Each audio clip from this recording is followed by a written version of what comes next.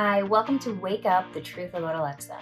I'm Lauren Johnson, founder of Alexa is a Human.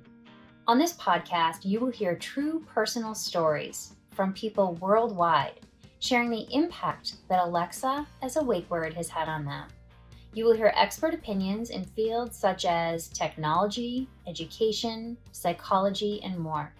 We will dive into corporate ethics and responsibility, name bombardment, and how Amazon's choice to use a human name as a wake word is causing young children, teens, and women to experience severe bullying, sexual harassment, suicidal ideation, name changes, anxiety, therapy, identity erasure, and more.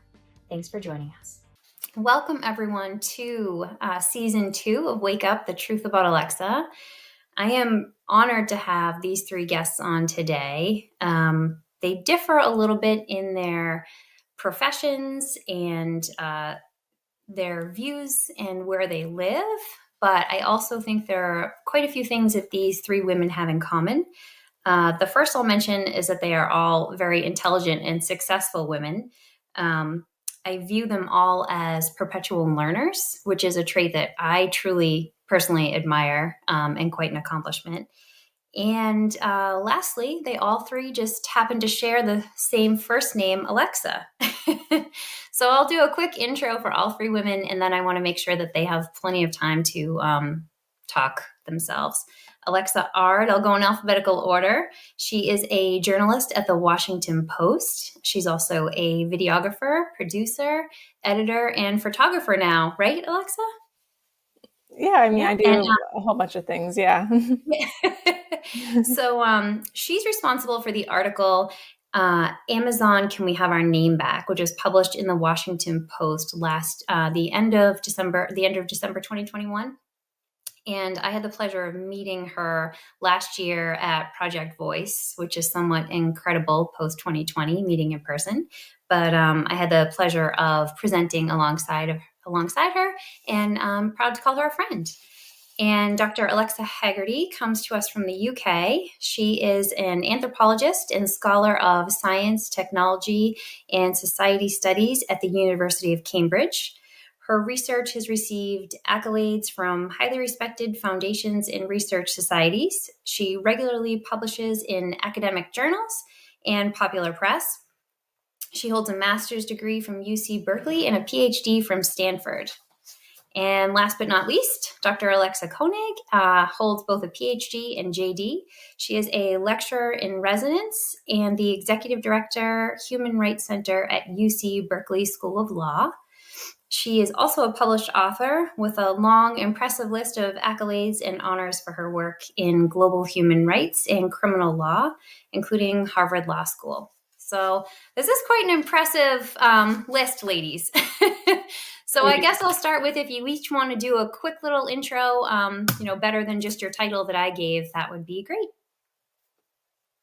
Alexa Ard, you want to go first? Sure. So I'm Alexa Ard, and I'm a video journalist at the Washington Post, and I cover mainly wellness stories. I was previously covering foreign, and like Lauren said, I wrote the story, Amazon, Can We Have Our Name Back? Okay, and Alexa Hagerty? Yeah, thanks so much. It's really great to be here. I'm an anthropologist, and I am interested in the intersection of human rights and technology. And I met Alexa Ard through the article in the Washington Post, and I'm really excited to meet Alexa Koenig because I actually have read your work. So it's like a nice way to meet, sort of in person. And what else do I want to say? Oh, my first book is coming out in 3 weeks. So I'm really excited about that. It's called Still Life with Bones, Genocide, Forensics, and What Remains, which is based on my dissertation research on forensic technologies. And now I mostly work on biometric and what we call AI technologies. So really pleased to be here. Thank you. Well, and it's very nice to finally have a chance to meet you in person as well, both of you, actually. I've certainly heard your names many times, and my work really falls almost at the intersection, I think, of what both other Alexas do, in that I work here at UC Berkeley on looking at how new and emerging technologies are transforming the fact-finding and information landscapes for sort of three sets of populations. So legal investigators globally, but also for human rights research, and then also for investigative reporters and other journalists.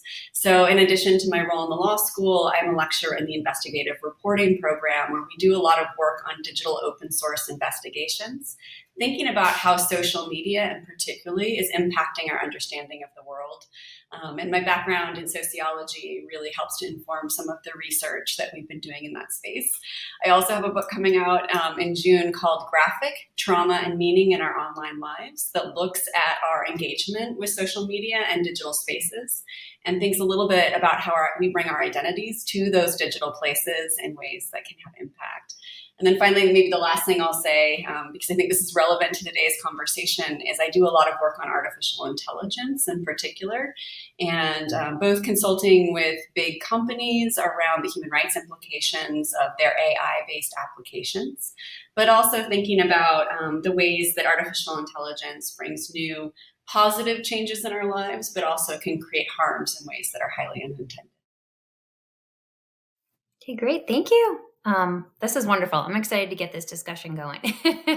So I guess, whoever wants to start first, but what interests you the most about this topic? I mean, it doesn't have to be something jarring. It can be, but what interests you in this topic of either Alexa as a name, or just female names in general, whether it's Siri, corporate ethics? What is it that interests you aside from having the name Alexa? Or actually, I guess you could do that as well. But what strikes you as in this subject? Are we keeping the same order? Well, for me, I probably wouldn't have written, this story, obviously, if it wasn't for the personal experience and just following, what Lauren has done over the last few years. That's kind of what pulled me in, and knowing Lauren and your daughter and hearing your story, as well as the other mothers of their young girls, and knowing I had a very different experience growing up with this name than the little girls do now. I think that's what pulled me in. And I want people to feel validated in their experiences and their feelings. And, I felt it as well, even as an adult. So that's, and I know we're going to get into it more, with the workplace impacts. But yeah, I think really just Lauren and hearing about the little girls and seeing the videos of them and talking to them, that's what pulled me in and interested me in it. And I'm happy to dive in next. I think the moment where I really realized it was a problem was not in the professional sphere, which, as Alexa already mentioned, we'll be talking about later, but I was going to get a pandemic booster, and was with my two kids, and I came up and was checking in, and the nurse saw my name and she said, "Oh, your name's Alexa." She's like, my best friend's daughter's name's Alexa, and she is absolutely distraught. She's been having all of these experiences in school. She's been teased for her name. Are you experiencing the same thing? And hearing about this girl who was in middle school, and just kind of what she was going through, it sort of shifted my perspective from this can be a nuisance, it can be sort of professionally undermining, but oh well, as women, I think we often can experience different forms of this in the workplace, to really recognizing that maybe I have a responsibility to help make this better for a younger generation that's coming up and living with the legacy of some of these platforms and tools. I'll jump in there and say that I think for me it was feeling that it's not just that my name is being used by this technology company, but that my name has been specifically turned into a command, and then thinking about what that feels like for me as someone named Alexa. So I think that I feel that sting first, but I think that it actually has implications for all women and girls when we gender technology in that way. So I think that this idea that these technologies, which have promised to be so liberatory or fun, or propel us into this future that has a lot of that seems exciting and has a lot of promise to make things better, in fact, often seem to be reinscribing or re-entrenching these older problems and stereotypes we have.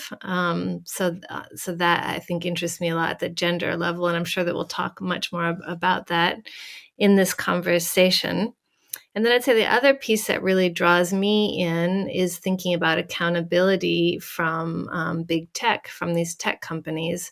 So I think that the way in which the name Alexa has been used and the way that we can very clearly see the harm, particularly on young girls, and the fact that this has not been fixed, this to me seems like a bit of a canary in the coal mine. If this problem, we know that AI technologies have societal impacts, and often they're very hard to figure out. That's why we have sociologists and anthropologists and lawyers and people trying to figure out what these harms are. But here the harm is just absolutely totally clear, and yet it still isn't being fixed, and there isn't accountability. So that really concerns me. What does that mean about how are we going to fix much more complicated issues if this rather simple problem can't get solved?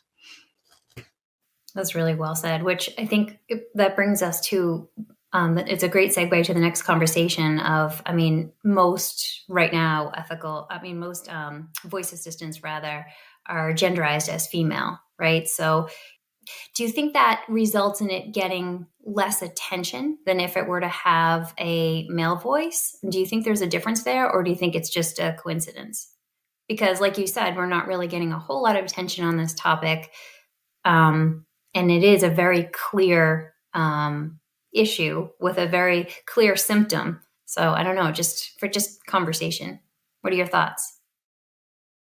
I think it fits into the norms of what we expect in society, and it's norms that many people have tried to take on for a very long time, of thinking about women's appropriate role in society and this idea of women as a helpmate of some kind, as opposed to fully, autonomous in their own right.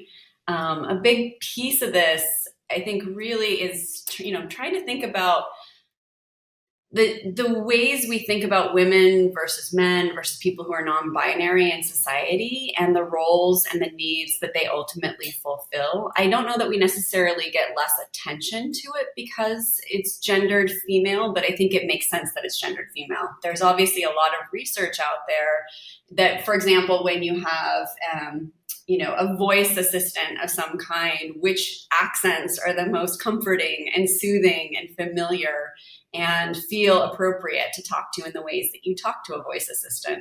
I think the gender piece is a big part of that. The humanization of it, I understand, but at the same time, I also think is really challenging. And, the idea that you would talk to a woman like this, or a gendered even robot like this, particularly as robots become more and more lifelike, I think is a deeply disturbing concern. And I think we're only at the tip of the iceberg before we really start to see the ways that robots will increasingly be a familiar part of our lives. And if this gendered aspect of it is allowed to continue, I think we're going to see the ongoing phenomenon of the hardworking woman behind the man, which is a trope that I think unfortunately has a basis in society. Yeah, it's so true. AI is growing immensely. And I think we're just seeing the very, very beginning of what is to come. But yeah, absolutely. And as we kind of talk about the discussion of ethics, in your professional opinion, where do you think that naming or branding Alexa, I guess, or Siri, we can enter either into the conversation, but where do you think that enters into the discussion? On the ethics part, I would say, and kind of piggybacking off what Alexa Koenig said, it's almost like, it's almost, sometimes I feel like, especially with the women that I interviewed, and the way that, AI and robots are becoming more lifelike. They're becoming more part of our environment, our day-to-day. It almost seemed to be there was I don't want to say like a replacement, but it kind of was that, like replacing the human with the robot. So, I mean, people didn't want to say the name Alexa because it was causing a disturbance and a disruption from the device.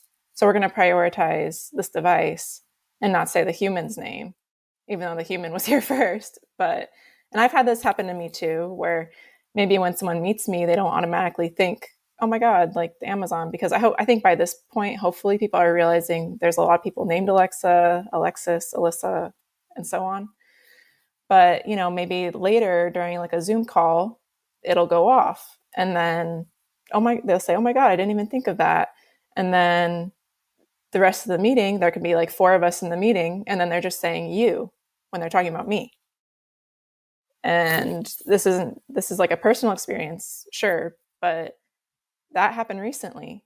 Before that, I interviewed several women, like 25% of the women I interviewed had this experience. And I'm sure by now that number has grown because it's kind of inevitable. So I think that's like an ethical issue. A big one is that the usability of this device is not the same for everyone.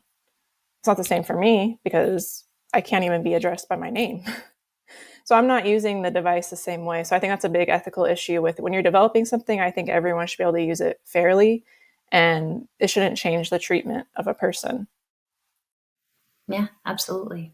And would you say this, I guess this question is for anyone, all 3 of you, but I'm just thinking about what you just said. Has this affected your professional life in any way? Do you find that it is an interruption in either your personal or professional lives? I mean, I know for me personally, there are quite a few interruptions with my daughter. Even, just trying to go to a store when we just try and go to Target and, or Walmart or, just one of the, major stores. If you go in there, I mean, there's typically a very large display, or I always have the anxiety in my background, like someone's going to say something. So I don't know, do you have any of those experiences, or do you think it's more so for younger children? It's funny that you say that because I actually just took a picture in Target this past Saturday. I was there with my daughter, and there was this huge display about Alexa being entertainment, and I had to take a picture because it was such an ironic and weird thing to see your name in this context of this giant billboard. I think for me, I've certainly had the same experience as what Alexa Ard was mentioning about I will be running a meeting and someone will say Alexa, and you suddenly hear the machine come on and music starts playing or whatever. And it's incredibly disruptive, particularly if you're trying to help lead a team. Of course, I've also had the experience, particularly because I work in artificial intelligence. So like I'll walk into a meeting for some big company supposedly coming in to give the human rights perspective on some of these issues.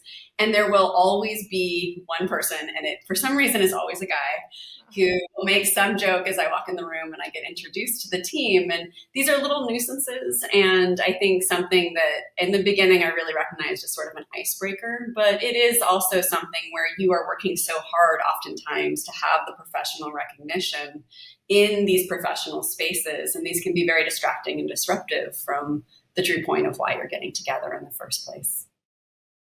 Absolutely. And I think, you start off and it is a nuisance, but the more repetitive it becomes and a more bombardment, that's when it becomes a little bit more difficult. I'm sorry, Alexa Hagerty, were you going to say something?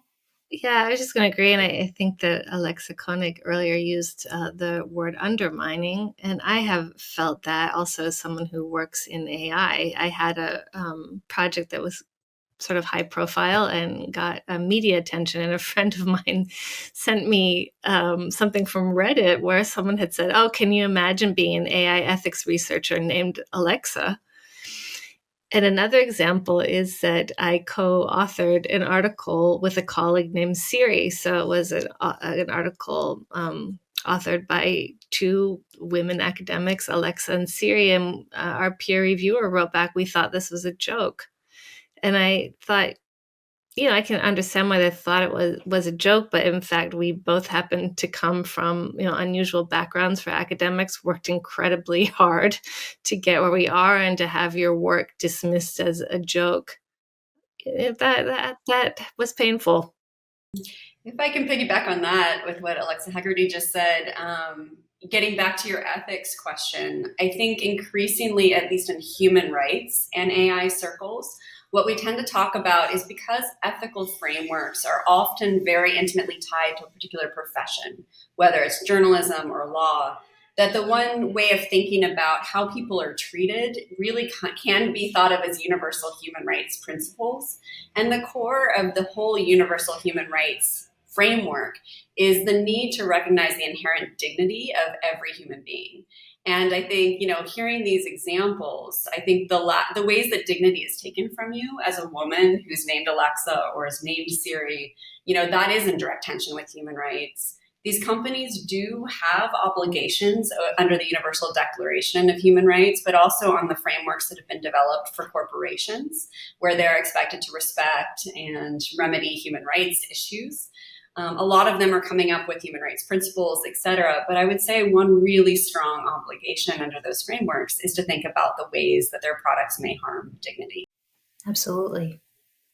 Yeah. And I think, you would obviously know more working in AI, and that's not my field, but it seems to me because the industry as a whole is relatively young that these guidelines don't seem to be in place yet. And if there are guidelines or there are, certain rules to follow, it's minimal. It doesn't seem like a very extensive list. And, we're working with a couple of groups right now to try and make something for the US and hopefully something, worldwide moving forward for guidelines as a result too.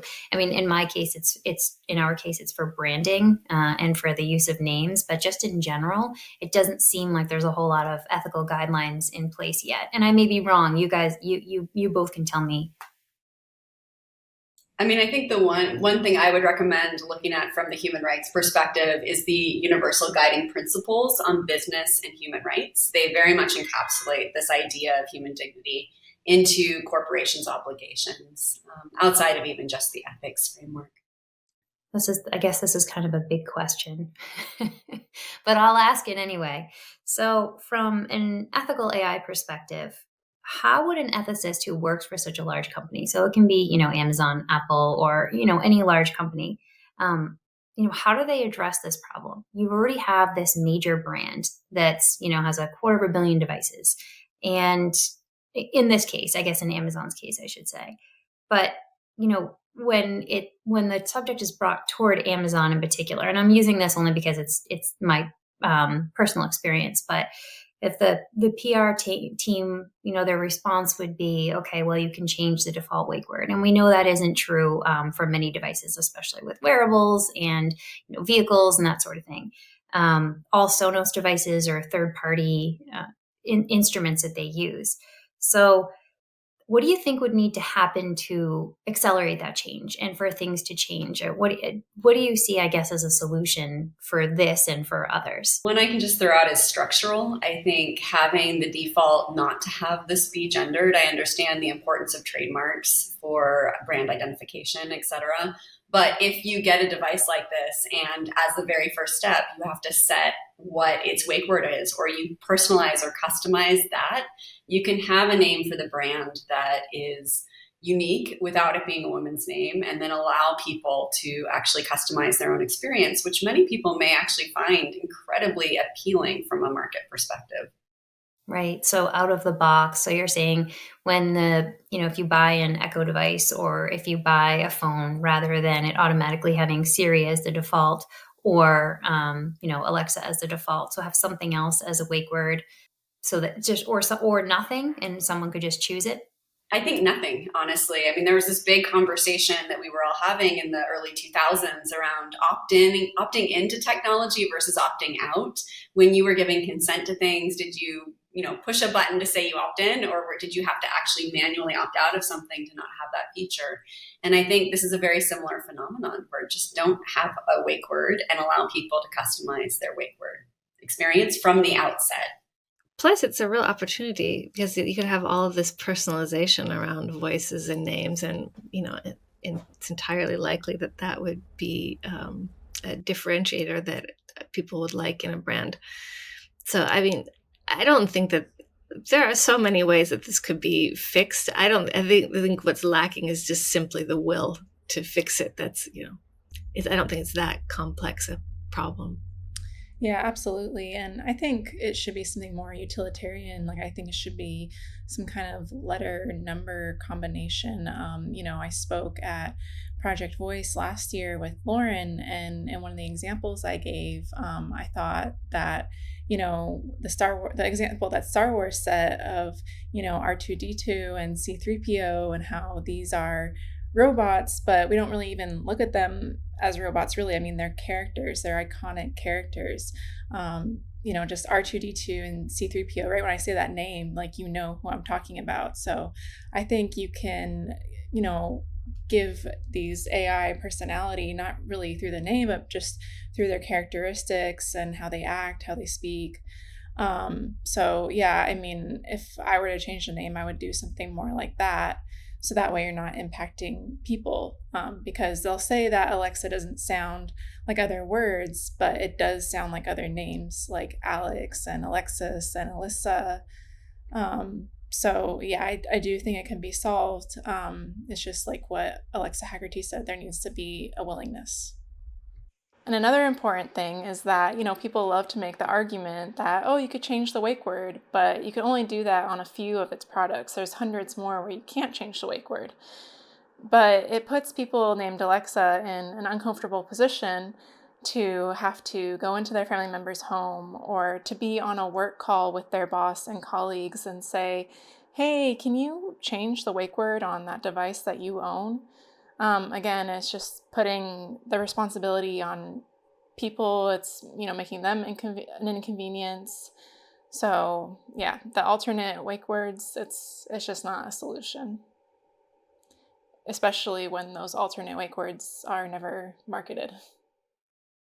In the ethics of computer-human interaction, where you specifically want to give machines machinic names, robot names, because we're trying not to blur those lines. So even at that level, any human name would not be the right name. But I think you're absolutely right. Like, it doesn't solve it's really an evasion of accountability and responsibility to say that you could give it another wake word, because that does not solve the problem in all the ways that you described so well.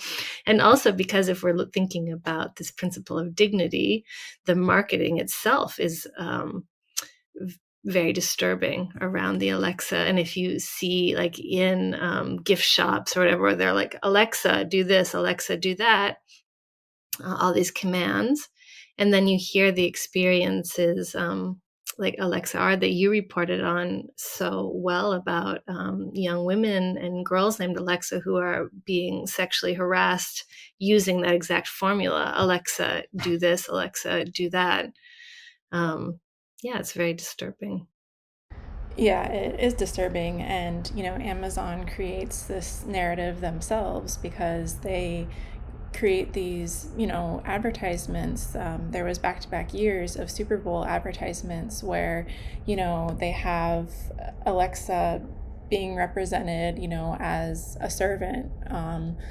What did we do before Alexa, and has all these people in like servant roles. Or then, the next year after that, they have Alexa, sexualized. Of course, it was a man playing the Alexa speaker as in human form, but it was sexualized. He's standing outside in the sprinklers, or taking a bath with the person who has the AI. And so it's also Amazon themselves creating this messaging of the name Alexa being tied to a servant role or in a sexualized manner. Absolutely. I know, because the argument, I've heard quite a few arguments on this in my experience the last 2 years or so. But one of them is that, you don't want, yes, it's a female and there are issues that come along with that, but you don't necessarily want to change it to a male voice because you're going to have issues if that happens as well. So, there are going to be issues regardless. And to your point, I think a lot of Amazon's branding and their ads illustrate that perfectly for us. And I have to say, when I was watching that Super Bowl with the servant ad, and I remember it went through the years, so it had, I can't remember exactly what the commands were, but it was like, Alexa, turn out the lights. And it was a maid from a long time ago. And she like threw water on a candle or something like that. And maybe her name was Alessa or something like that at the time. And it gradually came up through the years. And I just remember thinking, okay, everything that we have been saying that is wrong with this, you're illustrating it right here on TV. I am so confused at how we don't see what's wrong here. I'm utterly confused because you're illustrating that exactly. I mean, to your point, Alexa Ard, those two commercials are like, I'm not really sure how they passed, but I think also, there is an element of like, they're trying to make a joke, right? And I think, to a certain extent, we can all make a joke. And like Alexa Koenig said in the very beginning of this conversation, that at first, when you first hear a couple, it's really not that bad, right? It's you can take it because it's just a few things here and there, and you brush it off, and it's just to everyone's points here that you've brought up, it's when it's, like you said, it's on television and it's in a business meeting and it's in all of the ways you mentioned, that's when it gets really complicated. And that's where we find the need to discuss it in a forum like this. So I appreciate the three of you on here so much. And I don't want to take too much of your entire day. So if there's anything else you want to share before we close out, I'm honored to have all three of you. And like I said, when I was going through the bios and doing a little bit of preparation for this, I was in a good way, but intimidated by your resumes. So I am just honored and thrilled to have you on. But if there's anything you want to add, lastly, before we close out, then feel free. It's your stage. I'd love to add one last thought, just because I think the Super Bowl conversation is so powerful. We all know about the rates of domestic violence and how they peak following Super Bowl games. There's been, decades-long campaigns to try to change the treatment, particularly of women. Around sporting events like things are already hyper masculinized. And I think when you bring gender into these constructs and you've got ads that are trying to ensure that women are safe and that women are treated with dignity alongside the examples that you also powerfully gave, we're in tension around the messaging that we're sending to women, to men, to children, to people who are non-binary about the role of gender in society. And I think there's a real opportunity here for companies to help lead the conversation and the thinking about the world we want, not just right now, but 10 years from now, and to really help us get there where we've got everything pushing in that direction, as opposed to this tension of one step forward, one step back. That's so beautifully put. And yeah, I just would want to add that there's nothing inevitable about this, that we are, technology is moving fast and we are in the early days, and we really can thoughtfully create technology that works in concert with human rights, in concert with the greater good, in concert with equity. And we know that even Amazon can and does take this seriously sometimes, like when they discovered that their hiring algorithm was discriminating against women by picking up on things like involvement in women's sports, or that people had gone to women's colleges. They pulled it and they fixed it, and they didn't make Super Bowl jokes about it. They took it seriously and they fixed it. So it can be done. One more thing that I would like people to know is that the headline for the story I wrote for the Washington Post was Amazon, can we have our name back? But what I wish it could have been called is Amazon AI users are renaming people named Alexa. Technology, the point of technology is to make people's lives more convenient. And I don't think it should make people the inconvenience. I mean, how inappropriate would it be if I came on this call and I asked Lauren if I could call her Lori or if I could call her Johnson because I had a device right next to me and didn't want to set it off. I think everyone, no matter what their name is, no matter their name, if their name's Alexa or Alexis, I think everyone should be able to use the product the same. Everyone should be able to use it equally. The use of technology and the way it's designed should be inclusive. And not just the way it's designed, but the way it's marketed. So even if you offer alternate wake words on a few of your products, it doesn't matter if it's marketed as Alexa, because that's how it's known. Absolutely. I have a friend whose name is William, and people will say to him, do you want to be called Will? Do you want to be called Bill? And he'll say, call me anything. Just don't call me Billy and don't call me Willie. I don't want an I and a Y at the end of my name. And I think it's fascinating that you give most people the opportunity, but in a case like this, you really don't have the opportunity. And it seems that the preference goes to the device for convenience rather than to the human. And it's fascinating to me because I don't think I ever would have thought about it had I not experienced this all personally.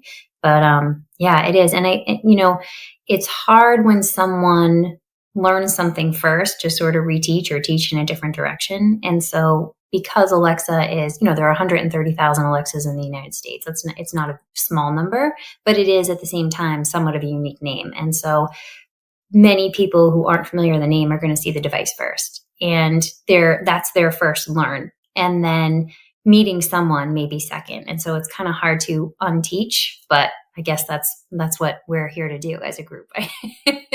And I don't know, I guess, something popped into my mind too when the three of you were talking. I said we were going to close out, and then I thought, you know what, I want to ask one more question. If you were to give advice or talk to a younger Alexa, because you are all highly successful adults in your fields, very accomplished professionals, and you grew up with this name in a different sense that maybe some of them are now, but what would be your advice, or what would you say? It doesn't have to be super poetic, but just, I don't know, what would you say to either parents of younger girls named Alexa or to Alexas themselves? I think to stay proud of your name. I was always so proud of having a relatively unique name, of having it basically mean defender and protector of mankind.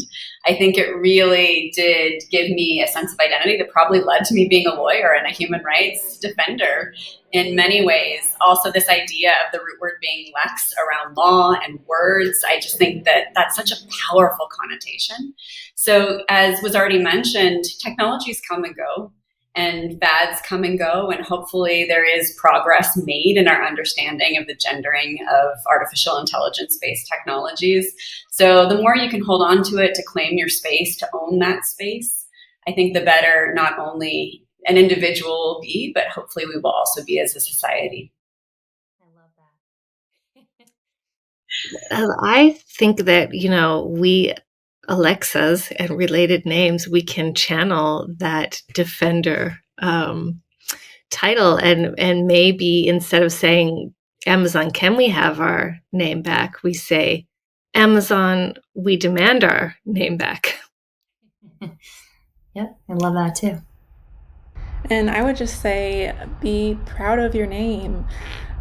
You define what your name means. You define what it stands for just by how you carry yourself, how you treat others. And don't change your name. Don't go by a nickname. Don't go by your middle name. Trust me, I've tried that. But your name is who you are. It's part of your identity. And just be proud. Be proud of your name. It's a gift that, your parents gave you. They chose that name for you. And it's a beautiful name.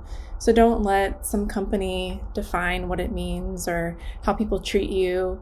You set that standard. Well, that's fantastic. I expected this to go well, but I'm thrilled. So thank you all. And with that, again, just thank you so much. And this kicks off the first of season 2. So I really appreciate having you. Thank you. Thank you.